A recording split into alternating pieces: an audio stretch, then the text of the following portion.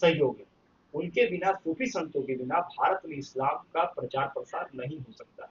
और सूफी संत में जो चिश्ती संप्रदाय है और जो बाकी सूफी संप्रदाय है, उसमें एक खास बात यह है कि भारतीय जो धर्म और संस्कृति है और जो इस्लामिक धर्म और संस्कृति है, उसका समन्वित रूप अगर समझने का प्रयास करें, उनको एक हिंदू और मुस्लिम संस्कृति को मिलाने का प्रयास करते हैं, एक मिश्रित संस्कृति यानी गंगा जमुना तहजीब की बात करें, तो इसमें सूफियों का बहुत बड़ा योगदान है।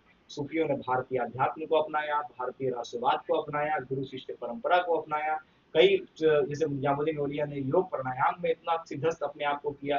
तो याद रखिएगा, राष्ट्रवाद को, दार्शनिक विचारधारा को, परिणाम स्वरूप इन तमाम चीजों को हिंदू धर्म से सूफियों ने ग्रहण किया।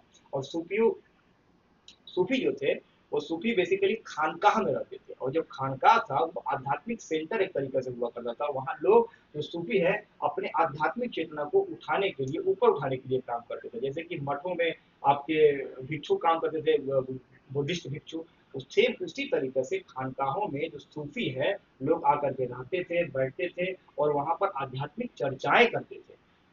इसीलिए याद रखिएगा, सूफियों की जो रहने की जगह था, सूफी कहाँ रहते थे? खानकाह में रहते थे। आप एक चीज याद रखिएगा, तो सूफी संत भारत में एंटर करते हैं।